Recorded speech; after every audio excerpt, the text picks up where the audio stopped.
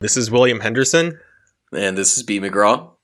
And this is the Unjerked podcast. So this podcast is affiliated with B. McGraw's website, which is the Journal of Astrological Big Data Ecology, or JABD.com. And instead of writing fake journal articles like that website does, instead we look at real journal articles and other sources, credible sources, to talk about things that are discussed often online incorrectly. So this episode, we're going to talk about the political compass. So the political compass, there's a meme subreddit based specifically on this. And the political compass, so the sort of one you see online a lot with those like quizzes of like, where are you on the political compass? It's basically one axis is authoritarian versus libertarian, I think. And then the other is left versus right. But even that is quite inadequate because, you know, what does it mean to be on the left or on the right? It really depends in time. And just before this recording, I took the test, the infamous one, and I believe it's from 2004, and it had a lot of questions that felt really dated. Like, a lot of the social questions were about, like, is it okay to be gay? Can you be gay naturally? Because in 2004, like, even, like, Democrats were, like, not pro-gay marriage. Yeah, so obviously, overall societal opinions on certain issues change over time. But even, like, the basic concept of what does it mean to be left-leaning? What does it mean to be right-leaning? There's surprisingly little substance there. One thing people might say is, well, are you pro, like, big government or small government? Well, that doesn't apply either because anarchists are considered left-leaning, but they are pro-small government. Yep. And then on the right, you know, there's authoritarian movements on the right that are pro-big government that support a large, especially a security apparatus. So that's, you know, and then obviously vice versa also applies. There's pro-big government on the left, pro-small government on the right. So that isn't really the right metric. And then if you say, well, it's, I'm trying to think, like, what are the other big things? When it comes to, go ahead. Well, we have a kind of a laid out. You have economic spectrums, which are kind of like, what do you think we should do economically and how? Social metrics. And then for the well-informed international opinions, should we be involved or not involved in the world? And then there's all globalism. And then also, how do you do government? That's a huge one. Even on economics, like with trade policy, you know, it was considered now it's considered on the right to be pro-tariff. In 2000, it was considered on the right to be pro-free trade. And then if you go back to like the 1920s, it was considered on the right. It was considered basically being pro-tariff was on the right. So it keeps kind of vacillating, and then vice versa on the left as well. And so there's no clear position as far as that goes. So I think the core sort of thesis of this series is that, like, left and right are very loose terms that in practice actually mean very little, and that most of politics is like a collection of beliefs that seem to have no connection with each other that are kind of grouped together. Yeah, and there's also there's a big difference between, like, are you, like, where are your ideologies versus what party do you vote for? Because, and this is something I notice online, especially when people are straw manning each other, is if you are in sort of a big tent party with a diverse set of ideas, then that party or ideology might feel like it's hypocritical or contradicting itself, but in reality, it's just there's a lot of people that are voting this way. Yeah, and another thing we're going to talk about is so in the US, there's two parties, and then there's others that don't really matter, but there's two big parties. And multiple movements exist within those two parties. When you look across most different regions of the world, you tend to see consistent sets of similar political sort of groupings. And though many of those exist in the US too, they're just under the umbrella of two parties. So that also explains why, there's contradictions internal to parties. Parties used to be very, very different. They used to be much more big tent. And there was I forgot who said it, but there was a quote once where this Republican sort of figure in the 20th century said that a Republican is someone who can win a Republican primary. So basically, the only criteria is like, can you win a primary? Then you're a Republican. And that's one part of politics that has actually changed substantially. Is like, the two parties, there was a massive amount of overlap. A lot of the regional parties had very little in common with each other, like the Dixiecrats versus the sort of Northeastern Democrats, or like you had the sort of New England Republicans versus like the sort of libertarian sort of West Coast Republicans or Mountain West Republicans. But now you see a lot more actual ideological separation. But interestingly enough, there's less ideological consistency when you actually talk to voters. Voters don't seem to have as strong of an ideological understanding of like, this is what it means to be XYZ party. So we'll talk about that as well. But parties a lot of this franchised. Yeah. Yeah. So the history, and this is all kind of like sort of not common knowledge, but this is like a lot of people don't know the French Revolution origin. Yeah. Yeah. So the actual terms of left versus right are from the French Revolution. So before that, there was relatively little mass politics in history. So you have elite politics. You can't have politics without voting. Then it's just courtly politics. Right. Yeah. So, which is just playing the gossip game. There was mob politics, though. You could have like the mob. That's true. Get whipped up, but yeah, before the French Revolution, especially, most politics is elite politics, largely because most people were illiterate for much of history. So there's just a limited. I mean, people lived in agricultural societies, so it was less dense, and there's just less capability of people lived on their farms, and they didn't really see other people that often. Outside of like, going into town to buy supplies or whatever. And also a lot of people were illiterate for most of history. So that limited the spread of ideas. So for most of history, politics was an elite matter. And it was basically when you had political conflicts internal to a society, it was, the nobility versus the church versus the monarchy versus the military. It was basically kind of jockeying between elite groups. I mean, that's what politics was.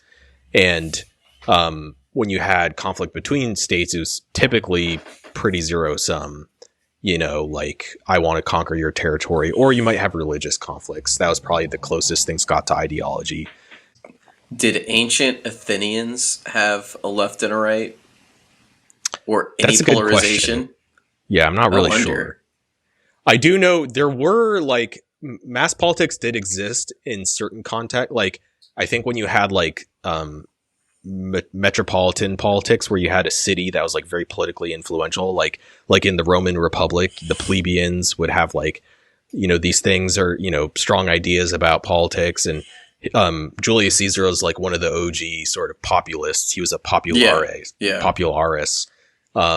And then in the Byzantine Empire under Justinian, apparently the sort of local chariot races were a big part of politics. And you had like the blue and green team, or I forgot what the colors were, but basically that was like a big thing in politics. And then once one of the teams like, lost or won or whatever, and there's a giant riot, and basically that almost like destabilized the empire because of, the sort of sports politics or whatever.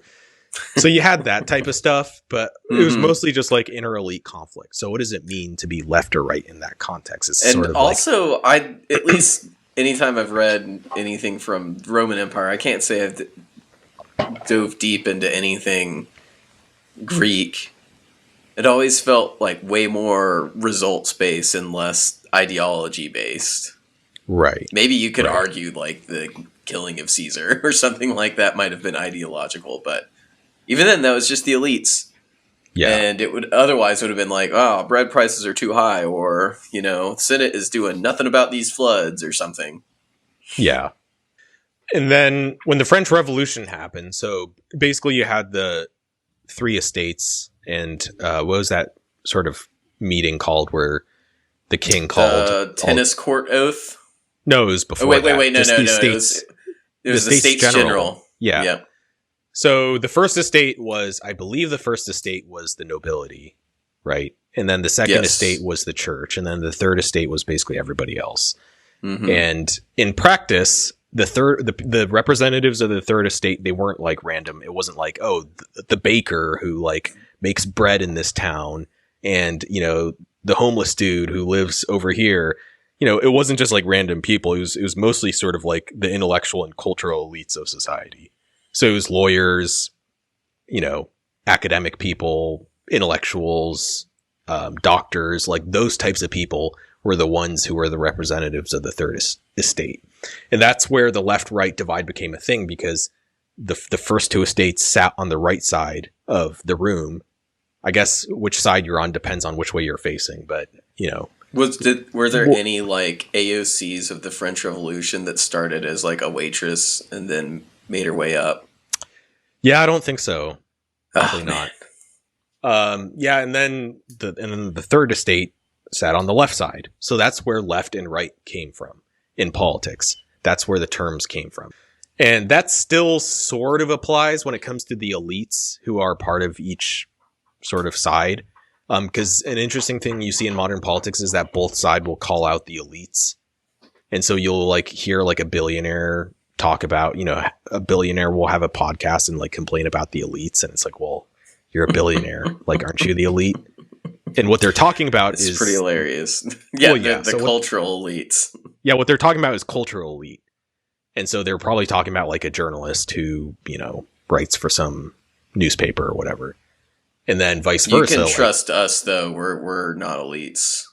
Yeah. So and then we don't own on millions the left, of dollars. Yeah, and then on the left, you will see people talk about the elites, and they're usually talking about capitalist class, basically people who own companies and who own property. And that's probably the closest when you look at people, especially with populist politics. Populist politics is basically targeting elites and criticizing elites. That's kind of a core concept in populism. And so right-leaning populism, there's a lot of criticism of cultural elites, i.e. Hollywood, the media, academia, etc. And then on the left-wing populism criticizes, the wealthy as the elites of society. That's probably the closest you can get to saying like, oh, this is what left and right mean. But then even then you have like exceptions to the rule. Like George Soros is a capitalist, but he is on the left, and on the right, there's a few sort of, there are like media, organizations that are on the right as well. So there's obviously exceptions, but I think that's probably the closest you get to like, what does it mean to be left versus right? But when you kind of dig deeper in terms of like policy positions, you start to see, some problems. So there's this paper. It says the nature of ideological identification in mass public's meaning and measurement, by Donald Kinder and Nathan Calmo from the Department of Political Science, University of Michigan, Ann Arbor. And this is, it says a paper prepared for delivery at this annual meeting. So it's not an actual journal article. I think it's more like of a conference paper. But it references here, it says so they're basically talking about consistency of political beliefs. And it says, among those who failed to claim any ideological identity at all, so people who don't say, oh, I'm this ideology, there's barely any consistency in their political positions. The median correlation between opinions of policy among those who reject ideological terminology is just 0.097. So that's basically about a 10% correlation between when they're basically asked, what do you think about this? What do you think about that? There's not a lot of consistency between what they say their position is on different specific cases. And then it says an 08 paper, it looks like. So the paper is from 2008, I believe. Okay, so the data set they used was from 1972. And the analysis was done by the people who wrote this paper. And then it says, among those who claimed an extreme ideological identity, policy opinions begin to resemble a constrained system of beliefs. Among this group, the median correlation rises to 0.247. So even among people who are like, I'm very strongly, I'm a super conservative, I'm super liberal, whatever. Even then, the correlation of what they say their identity is and what the sort of like consensus of what these positions are, vis-a-vis those labels, it's only 25% correlation.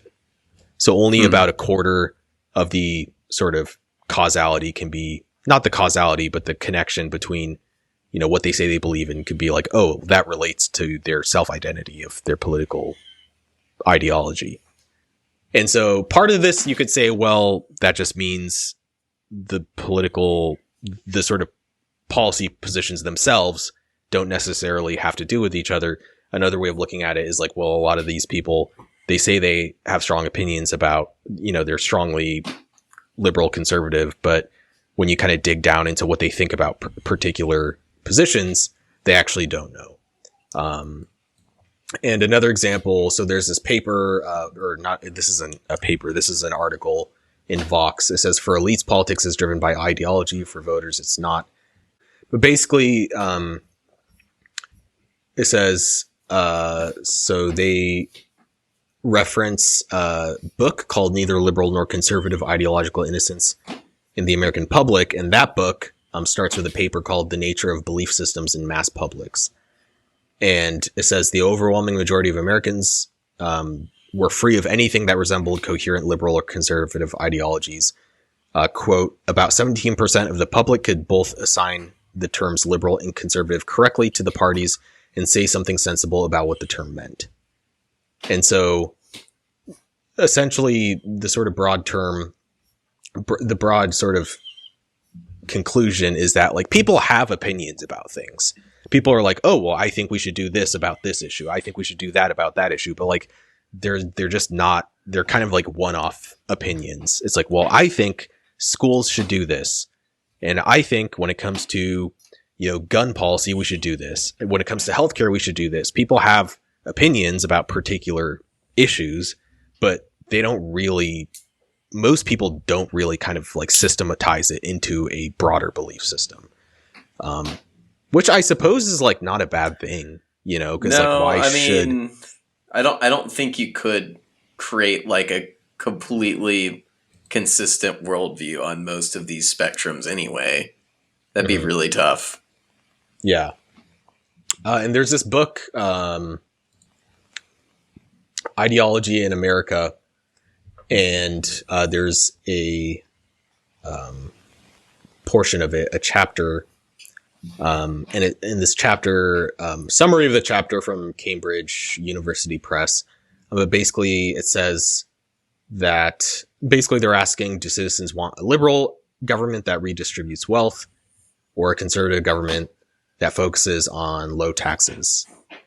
And it says, our analysis of symbolic and operational ideology provides clear answers.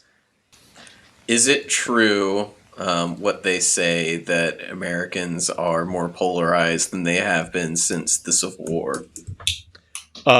Yes, Americans are much more polarized when it comes to political opinion.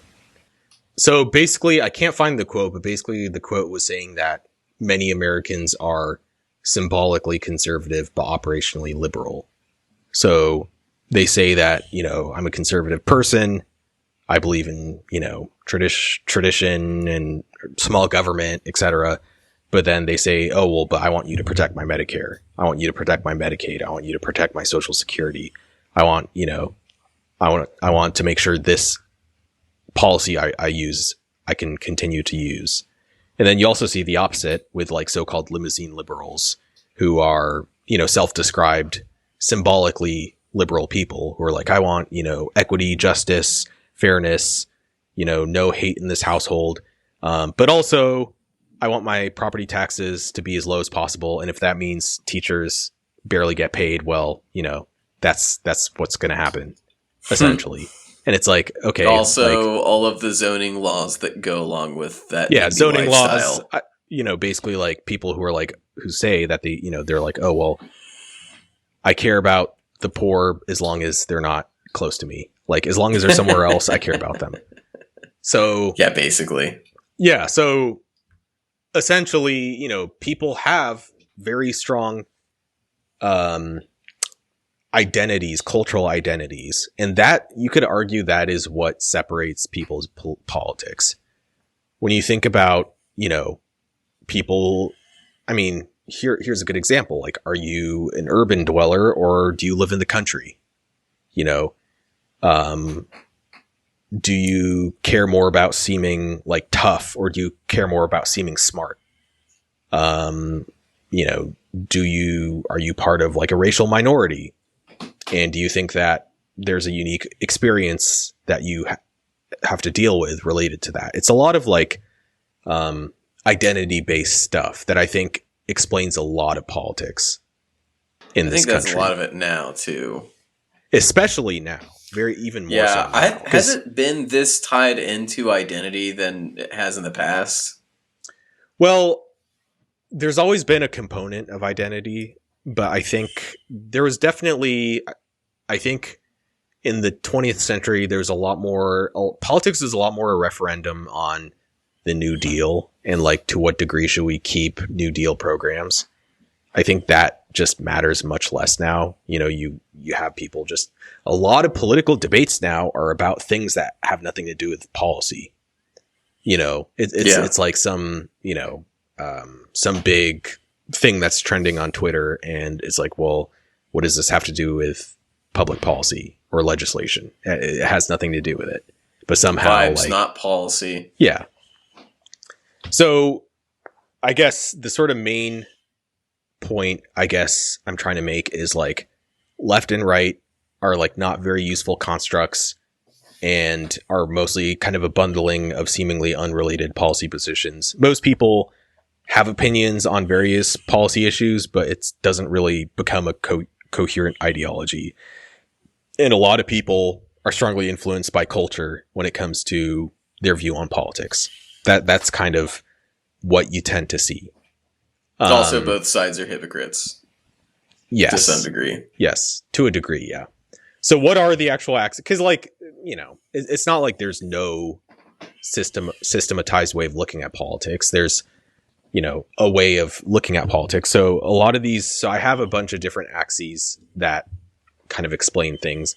And the links are all to like the Encyclopedia Britannica, because these are all like definitional type things. So they don't really link to papers. But the first is economic. And even within economic, there's 3 different axes. So when people say, I'm economically conservative, I'm economically liberal, well, what does that mean? What if you support tariffs, but you also want low taxes? Well, what if you support tariffs, but you want high taxes? Well, are those 2 positions conservative or liberal? They're kind of a mix. Mm-hmm. And so the first is trade policy. The second is fiscal policy. And the third is monetary policy. So trade policy, basically, do you want as few barriers as possible in commerce? Barriers being taxation, tariffs, regulations, whatever. Yeah, tariffs, regulations. Arguably, immigration might count as a form of... I think that would count, because that's letting people in to do a job. Yeah, so the movement of I bet you international remote work would qualify for that too. Perhaps. I always wonder if people are going to go after that, because that's basically outsourcing labor. So you have the movement of goods, that's trade. You have the movement of labor, and that's immigration. And then you have the movement of capital, which is investment. And so the sort of free trade side is like, oh, well, we should let all of those things happen relatively unimpeded. And then the protectionist side is like, well, that's a threat to our country to have, tons of people coming in that we haven't vetted, to have, foreign companies, beat us and take away our business, and then to have foreign investors, own our assets. So those are 2 different sides. There's the protectionist side and the free trade side. Neither of these is inherently left or right leaning, because you have... No, and they kind of swap a lot. Yeah, because you have free trade. Because like, I would argue, in the 90s and 2000s, both parties were free trade. And when you had sort of, you had like the WTO riots protesting free trade, it was mostly like anarchists. A lot of anarchists were protesting it, and anarchists are traditionally considered left-leaning, and then labor is also, it depends on, what particular industry they're in, but oftentimes labor is more protectionist. Yeah. So trade policy, both sides have protectionist elements and free trade elements. So on the protectionist side, I think the more sort of populist elements on both sides tend to be more protectionist. The more sort of centrist neoliberal people tend to be more free trade. Next is fiscal policy. So to be fiscally conservative, that's the term that's used, is low taxes and low spending. Fiscally liberal is tied to high spending, high taxes. There's still nuance here. In practice, neither party typically actually reduces spending. Yeah, and also, people almost never reduce spending, and people almost never increase taxes. So now we're just, I don't know. It's it's probably turning into more and more of a deficit hawk right now. And also whether you lowering or raising taxes, whether or not that's considered fiscally responsible really depends on what the current taxation rate is. If the taxation rate is like 95%, then lowering the tax rate might actually probably would increase revenue because people are more willing to do economic activity. But if the tax rate is 10%, lowering it further is probably going to continue to reduce revenue for the government. So that's another sort of nuance, is like, the sort of fiscal liberal versus conservative doesn't even really answer the question of whether you're a deficit hawk or a deficit or whatever the opposite of a deficit hawk is. Because, depending on where the tax rate is, increasing taxes might be the more fiscally responsible thing in terms of reducing the deficit. But then if the taxes are super high, then maybe lowering taxes would reduce the deficit. I feel like we have like there's like a horseshoe theory going on with like the argument around the deficit, where you have a bunch of centrists who are like, no, we can't spend that much and lower taxes. And then you have modern monetary policy liberals who say, oh, well, we're just going to print money. Who cares? And then you also have conservatives who say, well, we can increase military spending and decrease taxes. And with the lower taxes, we're just going to grow the pie infinitely. Yeah. So they both have their unique argument for not taking care of the deficit. Definitely. And then monetary policy, which is essentially the money supply. So do you increase or decrease the money supply? That's largely non-political these days. Usually. Like most countries have independent central banks, which are appointed by political figures, but is not, it's not directly controlled by politicians. So it's hard to hate on J-POW. Yeah. All right. So that was part 1 of our episode on the political compass. We'll continue next time.